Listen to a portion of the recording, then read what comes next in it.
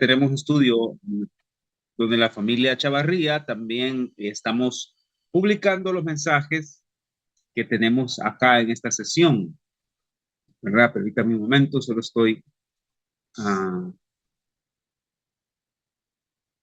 arreglando una cosa por acá. De acuerdo. Oremos entonces y comenzamos, queridos hermanos. Padre nuestro que estás en los cielos, te damos gracias, Señor, por tu favor. Gracias por la misericordia que nos has dado al tener un nuevo día, Señor. Gracias por este día de ayuno, Señor, y oración, de búsqueda, Señor, de tu palabra. Te pedimos, Señor, que tú nos ayudes. Te pedimos, Señor, que tú nos des fuerza, que toques nuestra visión, nuestra vista, Señor, para que nuestra visión sea diferente, Señor. Queremos tener una experiencia contigo, una experiencia con tu palabra, Señor. Te damos las gracias por lo bueno que has sido con nosotros, Señor. Al tenernos la oportunidad de reunirnos, Señor, juntos como hermanos para unirnos a orar por las necesidades de cada uno, de cada familia de la iglesia, Señor. Padre, enséñanos esta mañana en tu palabra lo que tú esperas de nosotros.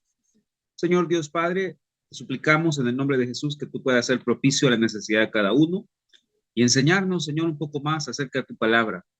Necesitamos la instrucción, la dirección, necesitamos que nos enseñes, Señor.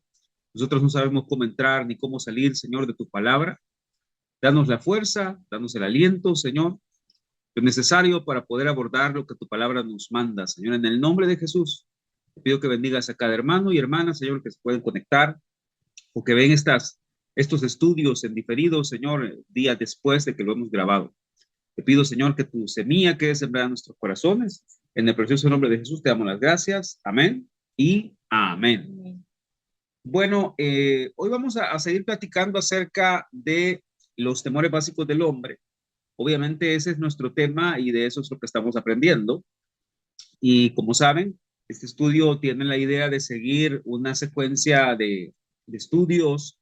Dios sabrá si después de este estudio o de este tema el Señor nos permite continuar con otro, que será lo que Dios tiene en esa porción para nosotros. Pero ahorita que estamos aprendiendo de los temores básicos, que es un tema muy necesario y que todos nos enfrentamos contra ello de alguna u otra manera, más visible para unos o menos visible para otros, pero siempre está, porque nuestras reacciones a ciertas cosas vienen a causa del temor que tenemos. Les he comentado en otras ocasiones, por ejemplo, el temor que hay en las personas a la soledad, por ejemplo. Hay un temor natural en el ser humano a la soledad. Hay otras personas a las que disfrutan mucho estar solos, ¿verdad? Y no les afecta para nada estar solos, pero sí afecta de alguna u otra manera pensar que pues nunca nadie va a estar con uno va a llegar a viejito, ¿verdad? O anciano, solo. Hay personas que tienen mucho temor a esas cosas, ¿verdad? A la vejez, a las enfermedades, al sufrimiento, temor a la muerte inclusive. En cierta medida es normal que uno sienta temor a la muerte porque es algo desconocido para todos nosotros. Pero el hecho es que la Biblia nos enseña cómo superar este tipo de temores. Hay secretos, hay consejos, hay tips, si lo quieren decir así, para que en el día a día podamos vencer estas cosas que nos atormentan. Porque la verdad, hermanos, es que nadie me puede negar de los que están acá conectados o los que van a ver este video. Nadie puede negar que en algún momento de la vida llegamos a la cama en la noche a tratar de dormir y empiezan todos estos pensamientos, ¿verdad? Por todos lados. ¿Se acuerdan? Estos hilos de pensamiento de lo que estudiábamos en los estudios bíblicos de jueves. Estas cuerdas de pensamiento que empiezan a llegar y a hacernos pensar, valga la redundancia, ¿verdad? Y de repente un pensamiento por aquí y por allá, y será que lo que te duele no será un tumor, no será esto, o eso que te han dicho el doctor, tal cosa, o tal persona o fulano de tal te dijo esto por esto y esto. Esos hilos de pensamiento muchas veces están movidos por el temor, un temor que está en la raíz y algo que... La mayoría de veces. Sí, la mayoría de veces. Y algo que decía hace unos días en este estudio fue lo siguiente. Tristemente hay personas que tratan de curar el cuerpo con medicinas, con pastillas, con recetas, con lo que quieran, dietas, lo que sea. Y tratan de curar el cuerpo cuando en realidad el problema está en el corazón, el problema está en los temores, en el espíritu, en la emoción. Y si lográramos sanar los temores que tenemos o esa emoción que produce el temor, sin duda que nuestro cuerpo se vería muy afectado para bien, porque al curar los miedos también curamos la raíz, por así decirlo, que está produciendo todas estas cosas. Entonces, la frase con la que nos quedamos la semana pasada, creo que fue, ¿verdad? Fue, tenemos que aprender a orar y decir, Señor, dame cada día las porciones nuevas de tu humildad. Es decir, si usted agarra un pastel y usted se lo quiere comer todo de un solo, es probable que usted se enferme y vaya a parar al hospital. Hay gente que lo hace sin duda. Un día de estos estaba viendo que se iba en redes sociales, creo que me apareció una competencia de personas que comen hot dogs. Un programa de cocina, correcto. Y salió que eran competencias de hot dogs y hay personas que se comen 70 hot dogs. Yo no puedo creer que haya gente que se pueda comer 70 hot dogs normales. O sea, no crea que miniatura, normales como los que ven en la publicidad. 70. Increíble. Pero bueno, nadie, creo yo, en un estado normal puede pensar a sentarse en comer un pastel de una vez, por mucho que no guste. ¿No es cierto? Uno empieza comiéndose una porción. Por porciones uno se lo va comiendo y luego lo guarda en la refrigeradora y al siguiente día o más tarde se come otro pedazo y así sucesivamente hasta que hemos subido 5 libras de peso. El hecho es que nadie puede comerse un pastel de una vez. Ahora, lo mismo sucede con las porciones que Dios nos da en su palabra. Lo mismo sucede con las porciones que Dios nos da en la experiencia, en el día a día. Si pensamos que tenemos la capacidad de comernos toda la experiencia de una vez, nos va a pasar algo. Es decir, vamos a abrumarnos o vamos a sentir que algo está pasando y no estamos avanzando. Por eso es mejor, como dice Isaías capítulo 28, si no estoy mal, línea a línea, mandamiento por mandamiento, ¿verdad? Un poquito aquí y un poquito allá. Habla acerca de cómo Dios nos da su palabra o cómo Dios nos da su ley. Dios es bueno y sabe la porción que necesitamos para cada día. El mismo Señor Jesucristo dijo, danos el pan nuestro, el pan de hoy, ¿cómo que dice? El pan nuestro cada día, gracias. Dánoslo hoy. ¿Por qué no está pidiendo el pan de todo el mes? No está pidiendo el pan de toda la semana, está pidiendo el pan nuestro de cada día. Lo mismo sucede con las porciones de humildad de Cristo. Y hermanos, seamos sinceros, es mejor ir por partes. Es mejor ir por porción de humildad y por otra porción de humildad. ¿Se pueden imaginar si Dios nos permitiera tener la experiencia total y completa de la humillación total? Nos morimos, hermanos. Y eso, así como somos, no nos gusta humillar, no nos gusta pasar por el valle de sombra de muerte, no nos gusta pasar por el lugar humilde. Entonces es mejor que Dios nos lo vaya dando porción por porción. Entonces, ¿cómo se vencen los temores? Se vencen con la humildad, con que Cristo forme en nosotros una verdadera y genuina humildad. Y esa humildad, hermanos, la tenemos que comer poco a poco, paso a paso, una nueva porción cada día. Una porción por una cosa que pasó, una porción por otra situación, otra porción por una circunstancia con una persona, una porción por un temor que tuvimos. Al siguiente día probablemente tuvimos otro pensamiento. Y ahí el Señor nos da la oportunidad de comer una porción de humildad. Entonces, miren qué importante aprender a orar así, hermano. Aprender a hacer una oración cada día y decirle, Señor, dame hoy una nueva porción de tu humildad. Dame hoy, Señor, una nueva porción de tu humildad. Y sobre todo que la podamos comer y digerir. Sí, comer y digerir. Una cosa es que el Señor nos dé esa porción de humildad y que solamente la veamos como servida en el plato y nunca nos la queramos comer y no la queramos digerir. Porque si ustedes lo ven en lo natural, muchos nutricionistas dicen, tantas onzas de pollo se debe comer, sí, tantas onzas de carne se debe comer. Y yo creo que el Señor en su sabiduría pues nos da el reflejo de lo espiritual en lo natural. O sea, hay unas onzas de humildad que debemos comer diarias, una porción de humildad diaria para nosotros. Entonces, ¿qué pasa si nosotros nos comemos más de lo que nos han dicho que debemos comer? Pues vamos a tener la necesidad, nuestro cuerpo va a tener la necesidad de sacar eso que se comió extra, lo que nos está haciendo mal. Sí. Y no es que la palabra de Dios nos vaya a hacer mal, hermanos, o que nosotros vayamos a sentir algo extraño en nuestro cuerpo. Es que si nosotros queremos comer más o sentirnos más humildes, por así decir, va a llegar un momento en que el Señor va a probar si realmente hemos comido de esa humildad. Y ahí es donde vamos a sentir que algo no encaja, que algo nos está haciendo mal adentro. Y empieza entonces lo que nosotros llamamos conciencia a acusarnos, a decirnos que no tenemos tanta humildad como creíamos o que el Señor permite circunstancias en nuestra vida en las que quizás nos pone a Saúl en la mano y nosotros en vez de dejarlo libre lo que queremos es apretar la mano y que algo pase, ¿verdad? Sí. Entonces creo yo que necesitamos no solamente pedirle al Señor la porción de humildad diaria, sino también aprender a comer esa porción de humildad con gratitud, con gozo y pedirle al Señor que sepamos digerir esa porción de humildad.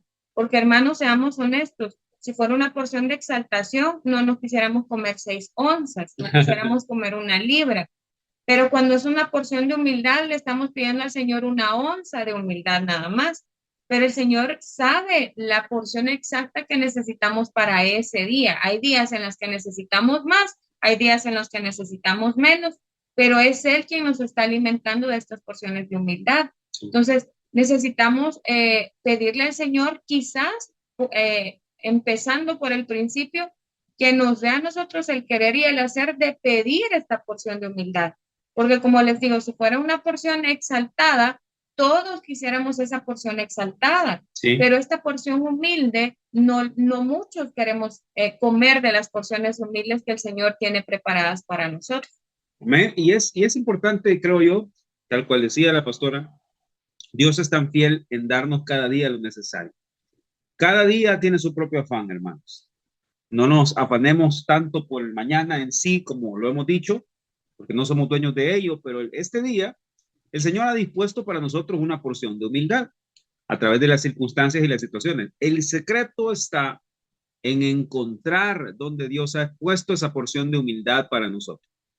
De la misma manera en que el Señor ponía el maná para que ellos fueran y lo buscaran, que es una figura de la palabra, también el Señor pone las situaciones de humildad en las situaciones que vivimos día a día, o las porciones de humildad, mejor dicho, en las circunstancias que vivimos en el día a día, en lo que nos dice el jefe, en lo que nos dice el pastor, en lo que nos dice nuestro esposo, nuestra esposa, en lo que nos dice alguien en la calle, en cualquier cosa que se nos dice, puede ser que Dios esté escondiendo ahí una porción de humildad. Cualquier cosa que vivimos, ¿verdad? Que tiene algún problema, que se trabó alguna situación en el banco o alguna transacción que estaba haciendo.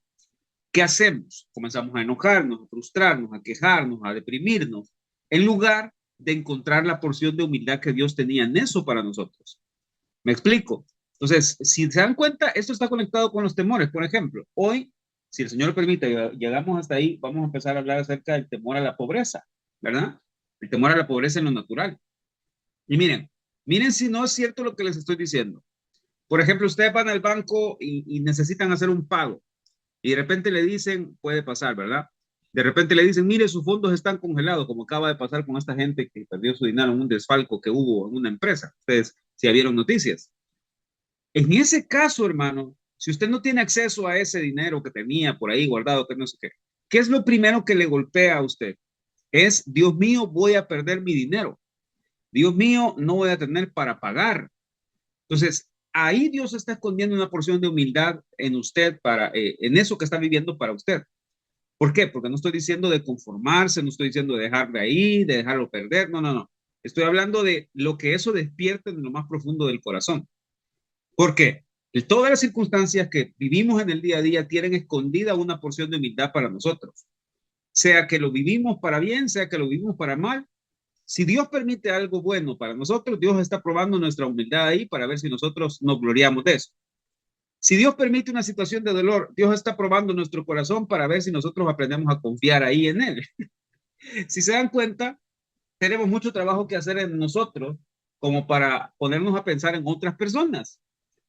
¿Cuánto trabajo tenemos que hacer en el día a día para descubrir las porciones de humildad que Dios ha escondido en las circunstancias en nuestro día a día? Aquí es donde viene el problema, porque hay personas que pasan ocupando su tiempo buscando las porciones de humildad para alguien más. Y perdóneme, hermano, pero nosotros somos encargados de nuestra propia vida, porque tenemos que darle cuentas al Señor de nuestra propia vida.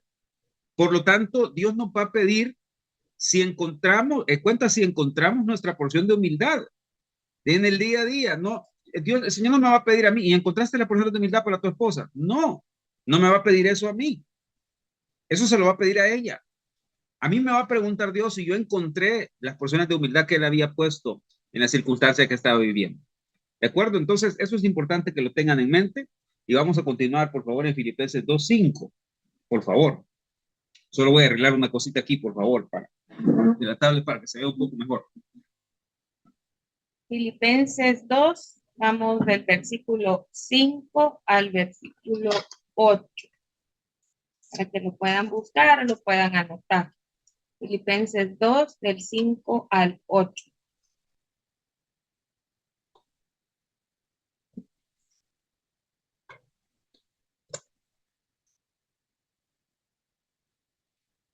¿Se ve mejor? No sé cómo quieren que se ve. Es que siento que estamos como abajo de la mitad de la pantalla. Entonces, a ver. Ahí está mejor. Dice, haya pues en vosotros este sentir que hubo también en Cristo Jesús, el cual siendo en forma de Dios, no estimó el ser igual a Dios como cosa a que aferrarse, sino que se despojó a sí mismo, tomando forma de siervo, hecho semejante a los hombres, y estando en la condición de hombre, se humilló a sí mismo, haciéndose obediente hasta la muerte y muerte de cruz. Ahora vamos a entrar en un tema esta mañana muy importante. Es un poco complicado por los términos que se usa, y esto lo explica la hermana Hicks en su libro. Y a esto ella le llamó la mente humilde de Cristo. Hemos predicado sobre eso en un lado, desde un enfoque, digamos, pero hoy queremos darle un nuevo enfoque, algo que no hemos explicado antes en la iglesia. Así que ustedes son la primicia para escuchar esto, porque como les digo, nunca lo hemos explicado, pero ahorita lo vamos a revisar. Resulta ser que la mente de Cristo tiene una división, o se parte, mejor dicho, en dos formas, o se parte en dos naturalezas. Ustedes saben que el Señor Jesucristo tiene la naturaleza humana y tiene la naturaleza de Dios, ¿verdad? Jesús el hombre, Cristo el verbo eterno, ¿verdad? El que siempre estuvo con el Padre. A Jesús se le dio un cuerpo humano, como dice Hebreos capítulo 10, se le preparó un cuerpo humano para poder albergar al Cristo, al Espíritu, ¿verdad? Al Verbo, y poder juntos formar lo que nosotros conocemos como el Señor Jesucristo, ¿verdad? Que es la unión de Jesús y el Cristo, el Verbo. Entonces, él es 100% hombre, 100% Dios. Ya les he explicado las lecciones anteriores, estuvimos hablando sobre cómo el Señor se compadece de nosotros y puede entendernos y se hizo hombre para poder tener parte con nosotros y podernos librar de la muerte. Lo hemos hablado en estas semanas anteriores, cómo la muerte no lo pudo retener porque Él era justo al momento de morir, y puesto que era justo al momento de morir, la muerte no lo pudo retener. Y eso lo hizo por usted y por mí. Amén.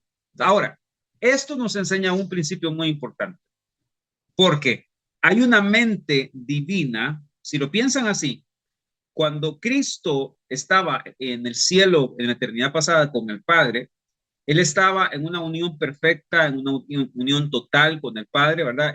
¿Se acuerdan que Jesús dijo, el Padre y yo uno somos, ¿verdad? Luego en Juan también dice el Señor, glorifícame con la gloria que tuve contigo, ¿verdad? Jesús está hablando de la gloria de la eternidad pasada. Cuando Cristo estaba en ese estado, tenía una mente. Un pensamiento, así es, tenía una mente, un pensamiento. Él tenía la capacidad de pensar. ¿Cómo lo sabemos? Bueno, vemos en el Antiguo Testamento cómo se manifestaba a través del ángel de Jehová, ¿se acuerdan? De hecho, en en Filipenses 2:5, dice, haya pues en vosotros este sentir que hubo también en Cristo Jesús. Sí. Y esa palabra sentir significa considerar, pensar, significa mente, entendimiento, corazón, pero también es la capacidad de amar al Señor a través de amar a los hermanos. Entonces, ese pensamiento, ese sentir que hubo en el Señor estando con el Padre, en el lado exaltado, por así decirlo, su pensamiento siempre fue el mismo, o sea, no es que su pensamiento cambió de la noche a la mañana, como nosotros decimos aquí, sino que él todo el tiempo consideró, desde que él fue engendrado, consideró, tuvo en su mente este pensamiento de hacerse como nosotros para poder redimirnos, para poder salvarnos de la paga del pecado que es la muerte. Bien, así es. Entonces, miren, vamos a hacer una cosa. ¿Qué les parece si comentamos sobre eso y lo vamos a hacer en conjunto con mi esposa para que ustedes puedan seguirlo aquí? Miren, vamos a compartir la pizarra. Aquí.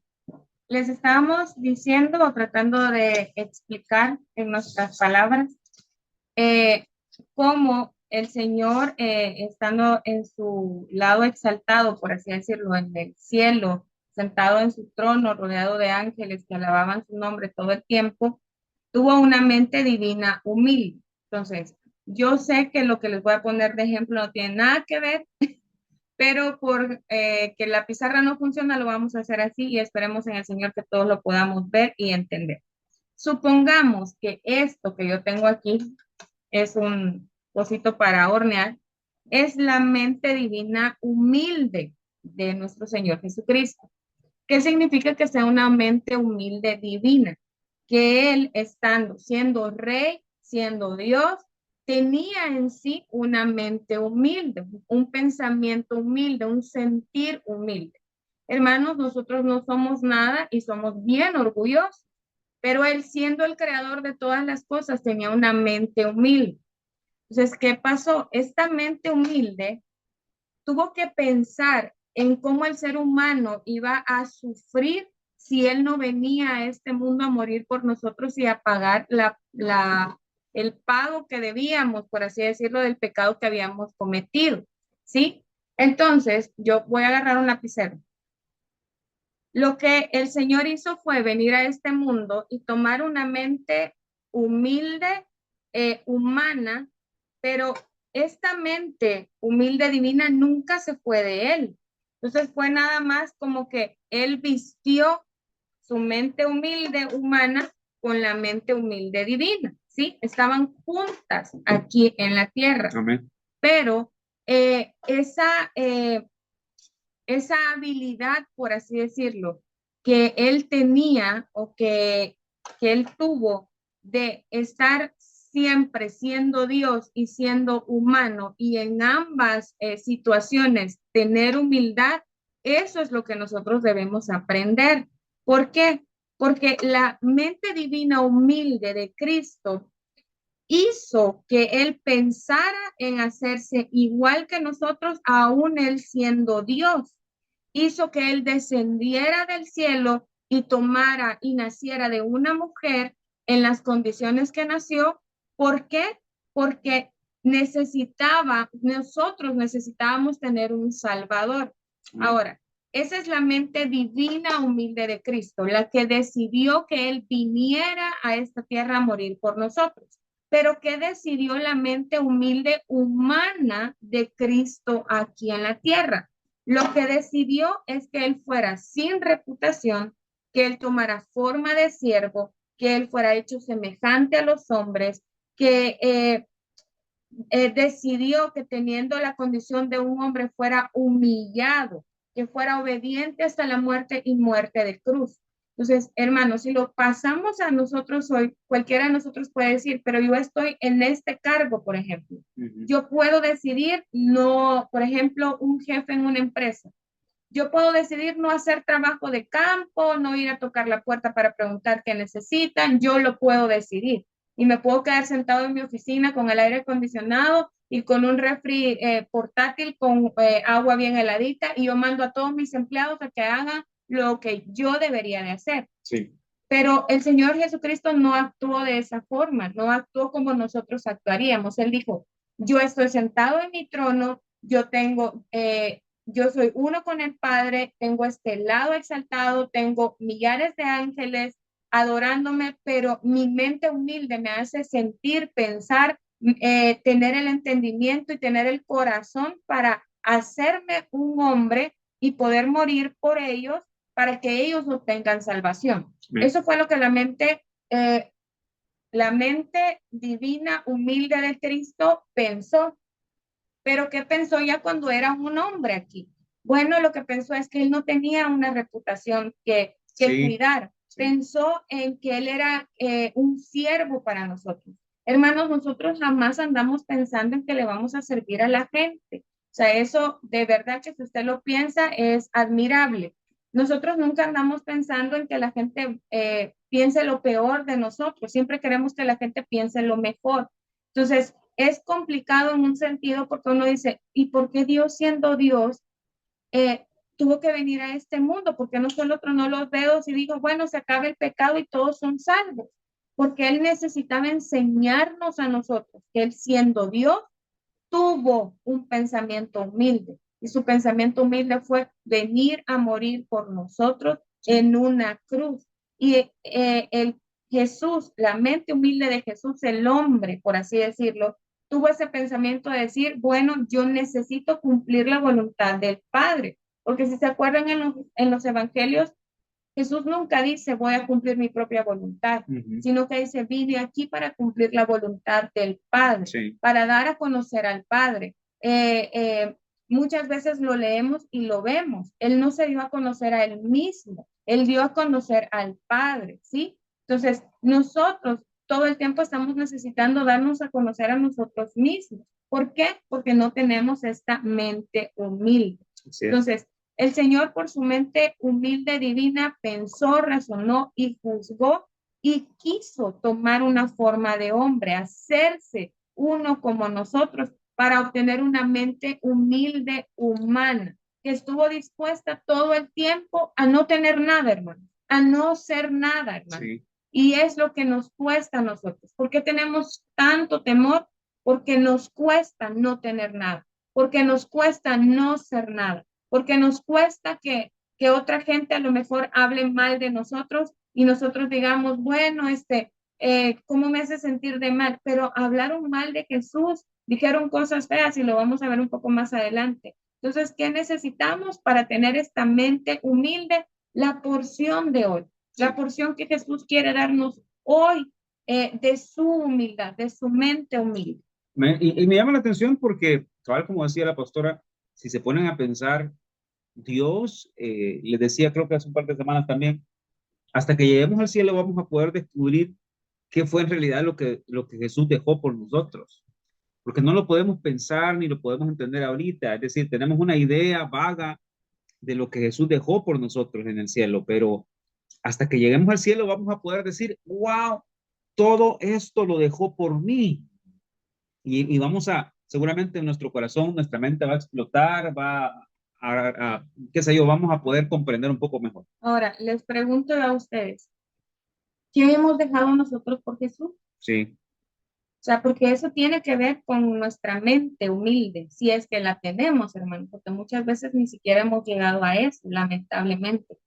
¿Qué he dejado yo por Jesús? Sí. Si Él fue capaz de dejar su trono, de dejar su exaltación, de dejar, pues no nos podemos imaginar todo lo que hay en el cielo, ¿verdad? Por más que queramos, pero de dejar toda esa maravilla, por así decirlo, y, y nosotros qué hemos dejado por Él.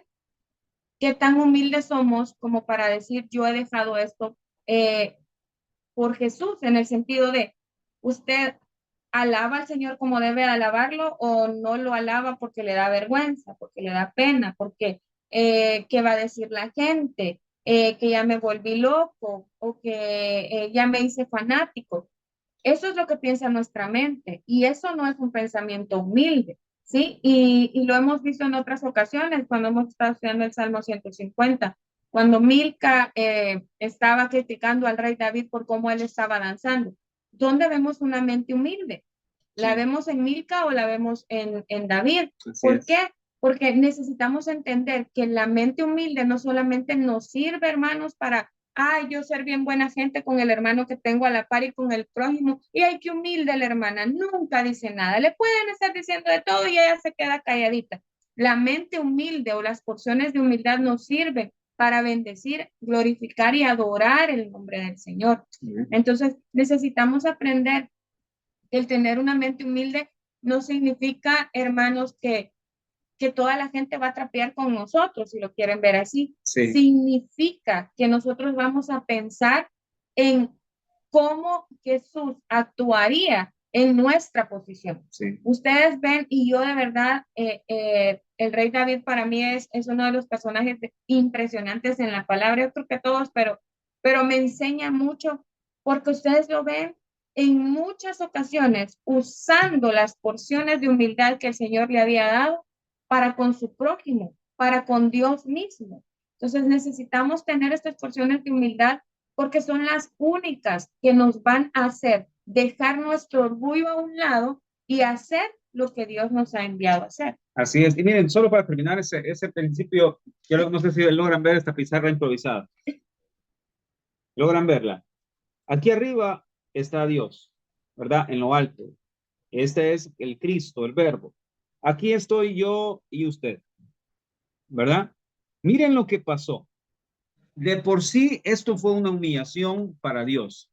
Él bajó y se puso, ya le voy a enseñar el dibujo ahorita, se puso a la par mía, bajó, dice la palabra, no escatimó el ser igual a Dios como cosa que aferrarse, sino que, ¿verdad? Se despojó y bajó para ser semejante a los hombres, bajó.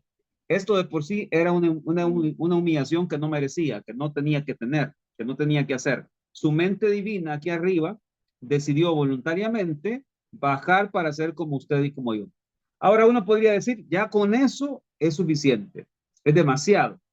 Ya con eso, ya no, ya él está, ya hizo mucho, ya él está demostrando que su mente divina humilde se despojó de ella, o mejor dicho, le causó venir aquí abajo, tomar un cuerpo como nosotros, ser semejante a nosotros. Pero dice el versículo 8, y estando en la condición de hombre, miren, se humilló a sí mismo, haciéndose obediente hasta la muerte y muerte de cruz. O sea, en pocas palabras, él no llegó hasta esa condición, ¿verdad? Lo ven ahí claramente. Él no llegó hasta esa condición. Él llegó a una condición más baja que la de nosotros. Bajó a ser semejante a los hombres. Aquí tomó una mente humilde humana. Y en esta mente humilde humana continuó bajando y llegó hasta lo sumo en la humillación, hasta la muerte, obediente y muerte de cruz. ¿Está claro eso? Ven cómo el principio es bien claro. De su mente humana divina la cubrió con una mente humana. Y esa mente humana todavía se siguió humillando más todavía. Y en estos días que he estado estudiando sobre la autoridad que estamos aprendiendo los domingos, leía que normalmente a la gente la justiciaban de diversas formas cuando eran criminales, cuando eran, digamos, ladrones, usaban la espada para poder ajusticiar a la gente, ¿verdad? Pero dice que a los que crucificaban eran a los extremadamente más humillados, a los que en extremo menospreciaban y los exponían a vergüenza. Y hasta ahí llegó el Señor Jesús por nosotros. Entonces se dan cuenta, hermanos, y es por eso quiero rescatar, como decía la pastora hace un momento, miren todo lo que Jesús dejó por nosotros, por seguir esa mente humilde divina, esa mente humana humilde, miren hasta dónde llegó por nosotros. Y preguntamos nosotros esta mañana, hermanos, y es una pregunta muy importante en todo el estudio. ¿Qué estamos dispuestos nosotros a dejar por Jesús? ¿Qué estamos dispuestos nosotros a dejar por Dios? Porque, hermanos, seamos honestos. Nos cuesta dejar hasta lo que no nos gusta. Porque una cosa es que Dios nos pida aquellas cosas que nos gustan, ¿verdad? Y que nos dan cierto placer. Y Dios lo pide y uno dice, ay, Señor, pero es que eso a mí me gusta. Y lo entregamos por amor. Pero otra cosa es que Dios nos pida hasta lo que no nos gusta. y aún eso no queremos dar. Y usted me puede decir, ¿cómo así? A mí Dios nunca me ha pedido algo que no me guste. Claro que sí. Le ha pedido, por ejemplo, su resentimiento, su falta de perdón, le ha pedido su enojo, le ha pedido su ira, le ha pedido su odio. ¿Y saben qué hacemos cuando Dios nos pide esas cosas? Ay, no, es que yo no quiero perdonar. Es que yo no quiero soltar la ofensa. Es que yo no quiero soltar este enojo que siento. Se dan cuenta que Dios nos pide hasta lo que nos hace daño, hasta lo que no nos gusta. Y aún nosotros con eso nos negamos a darlo. ¿Qué estamos dejando nosotros por Dios?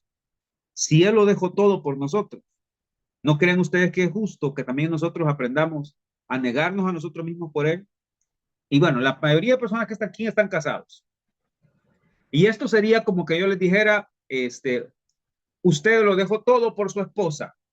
Usted lo dejó todo por él, el pasado, esto, lo otro, y se esforzó por esto y lo otro. Y cuando usted vuelve a ver a su esposa nunca ha dejado nada por usted. ¿Cómo se sentiría? ¿Cómo sería ese sentimiento, esa sensación de usted ver que usted lo ha dado todo y su esposa y su esposo no ha dado nada por usted? Es exactamente el mismo punto. ¿Por qué? Porque estamos en una relación matrimonial espiritual con Dios. Y si Dios lo ha dado todo por nosotros, lo menos que nosotros podemos dar por Dios es todo. Esa es la realidad. Con nuestras limitantes, con lo que somos, con que somos seres finitos, humanos, mortales, pero debemos estar dispuestos a aprender a dejar lo que tengamos que dejar por Jesús.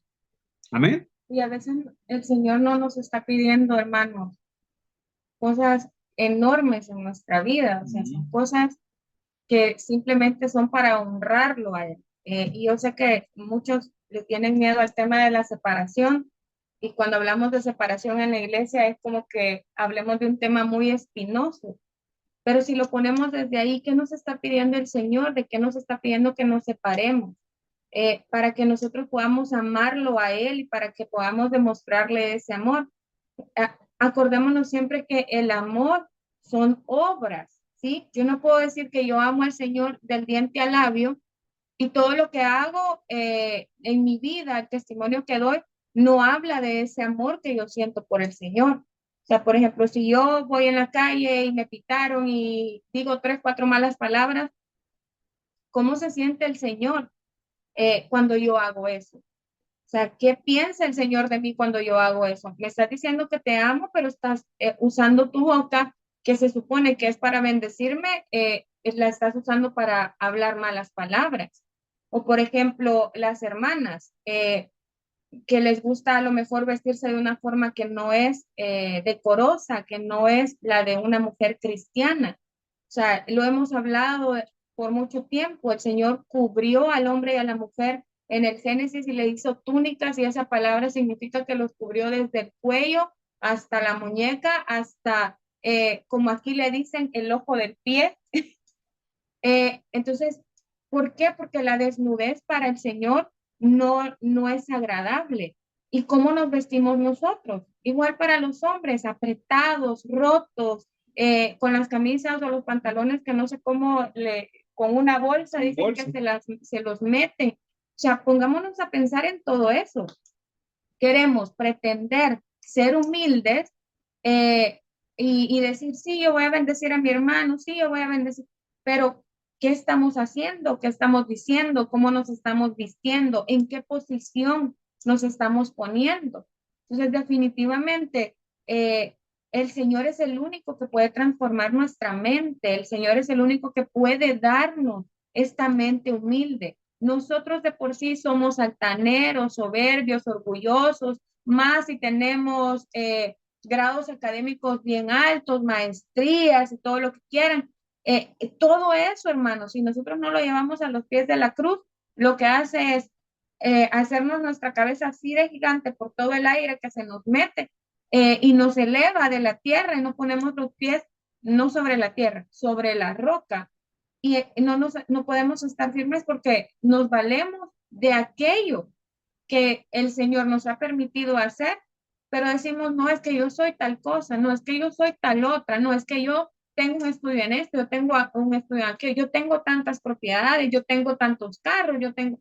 Entonces, hermanos, nosotros teniendo puras cosas terrenales, finitas, no podemos dejar nada por el Señor. Y el Señor teniendo todo lo eterno, lo que realmente vale, lo que espiritualmente vale, lo tenía ya en el cielo, vino y lo dejó por nosotros y nosotros no podemos dejar nada. Entonces, ¿cuánta humildad realmente puede haber en cada uno de nosotros? O sea, ¿cuánto de esta mente humilde puede haber en nosotros que no somos capaces de dejar absolutamente nada? No somos capaces de dejar de decir malas palabras, de dejar de pensar mal, de dejar de vestirnos de la forma en que nos vestimos por agradar al Señor. No somos capaces de danzar en la iglesia porque la gente nos va a ver mal y saben que somos los dueños de tal empresa o somos los jefes de tal empresa. Entonces, necesitamos pensar en todo eso. Y el primer paso que nuestro Señor Jesucristo dio para enseñarnos humildad fue hacerse Él sin reputación. Y el hacerse sin reputación es lo que cura en nosotros el temor a la pobreza. Este primer temor al que nos enfrentamos, el temor a la pobreza. Entonces, el primer paso que Jesús dio en esta escalera de humildad fue que Él se rindió, fue sin reputación para curar en nosotros este mal de temer a la pobreza, ¿sí? Necesitamos aprender que Cristo dejó su gloria, dejó su renombre, su reputación en el cielo, donde Él era conocido, venerado, adorado, para tener un lugar aquí en la tierra donde Él fue aborrecido, rechazado, menospreciado, crucificado. Entonces, si lo ponemos en ese lado, vemos la balanza y decimos, ¿y yo qué he dejado por Jesús? O sea, ¿qué en mi mente me ha dicho? ¿Cuánta humildad hay en mi mente para decir, yo voy a dejar esto, yo voy a dejar esto, hermanos? Nosotros como seres humanos no queremos dejar, queremos traer, queremos tener, queremos acaparar, pero no queremos dejar nada. Entonces necesitamos aprender que Jesús en este mundo fue difamado, fue maltratado, fue pobre, al punto de que sus propios discípulos lo abandonaron el día que él iba a morir en la cruz. Solo vemos a uno cerca de él en la cruz. Bueno, en ese momento ya eran 11, ¿verdad? Porque Judas, uno de sus discípulos, lo había traicionado. Entonces, de los 11 que eran, solo había uno al pie de la cruz y los otros 10 a donde estaban. No fueron capaces de dejar nada por él. ¿Por qué? Porque allá les preguntaban, tú eres uno que de los que andaba con él, hablas igualito a él. Y ellos le decían, no, yo no soy. Equivocado estás. Y hermanos, muchas veces nos dicen, ustedes son de esa iglesia de locos, que gritan y que danzan y que no, yo pasando por ahí iba. Ellos gritan, yo no grito. Yo llego y yo me siento, yo no hago lo que ellos hacen. Entonces, hermanos, nosotros somos capaces de tomar esa posición de no dejar nada por nuestro Señor Jesucristo, de abandonarlo, así como lo abandonaron los discípulos. Que muchos de nosotros decimos, pero yo no fuera como uno de los discípulos, hermanos, si los andaban persiguiendo. O sea, si sabían que era uno de ellos, sabían los discípulos que los podían matar, que podían terminar igual que Jesús, que cualquier cosa podía pasar. Y hermanos, nosotros necesitamos entender que no podemos abandonar al Señor por nuestra mente orgullosa, que no podemos abandonar al Señor por nuestra soberbia, por nuestra altanería, porque no nos gusta que nadie nos diga nada. Y es bien triste porque en estos últimos tiempos hemos sabido de mucha gente que se va de las iglesias solo porque alguien les dijo algo. Sí. No pudieron obtener de ahí esa porción de humildad y decir, Señor, tú me estás enseñando algo a mí, sino que simplemente, vaya, y que se fueran a otra iglesia, hermanos, va, cualquiera, pero se van al mundo. Entonces, quiere decir que nunca en su mente tuvieron el hecho de abandonar absolutamente nada por el Señor. Abandonaron al Señor, pero no abandonaron su propia mente carnal. Entonces, necesitamos aprender a que el primer paso que debemos dar es entender que nosotros no somos nada, que nuestra reputación es nada. Si nuestro Señor Jesucristo no le importó su reputación para que nosotros venzamos ese temor a la pobreza, nosotros debemos entender que no somos nada. Le tenemos miedo a perder la casa, le tenemos miedo a perder el carro. ¿Por qué? Porque eso habla de la reputación que tenemos, del nivel económico que podamos tener. Y hermanos, se nos olvida que el dueño de todas las cosas es nuestro Señor Jesucristo. Así es, amén. Entonces, miren, hermanos, vamos a hacer una cosa. Son las 9:30 y sé que algunos tienen sus actividades y todo. Vamos a dejarlo hasta aquí, si les parece, y vamos a continuar la otra semana, dándoles ejemplos sobre cómo el Señor Jesucristo fue maltratado, difamado, menospreciado. Así que de verdad les invitamos a no faltar el otro martes, si el Señor lo permite, para poder estudiar esto, para ver el ejemplo de Jesús, cómo Él se despojó de su reputación. ¿Y cuál fue el resultado de despojarse de esa reputación? El poder para poder sanarnos del temor a la pobreza, ¿verdad? Y eso es precioso, hermanos, cuando vemos el ejemplo del Señor Jesucristo. Este estudio de los temores básicos del hombre se trata sobre la persona del Señor Jesucristo y de lo que Él logró a través de todas estas experiencias de humildad, dejar ahí para nosotros esas porciones de humildad para que con ellas nosotros podamos vencer a esos temores que nos atormentan, esos temores que están ahí una y otra vez en nuestra mente, viniendo, trayendo, pensando y todo lo demás. Dios dejó la cura para esos temores y ese es su ejemplo. Eso es lo que Él nos enseñó a través de lo que vivió. Así es que yo les invito a no perdérselo el próximo martes, si el Señor lo permite, y vamos a ver los ejemplos. Acuérdense lo que hemos aprendido hoy, las porciones de humildad que el Señor deja en cada circunstancia, las porciones de humildad que deja en cada situación. Aprendimos acerca de la mente divina humilde y la mente humana humilde, que tiene que ver con cómo Dios se despojó en su naturaleza de Dios o escondió su naturaleza de Dios sobre una naturaleza humana. Y si por si fuera poco, eso no fuera ya lo suficiente, en esa naturaleza humana se humilló todavía más abajo, se fue más abajo en humillación. Miren qué precioso ejemplo nos deja Jesús. Y cuando uno mira estas cosas, hermano, uno se puede preguntar, ¿cómo podemos seguir siendo tan orgullosos? ¿Cómo podemos seguir siendo tan soberbios?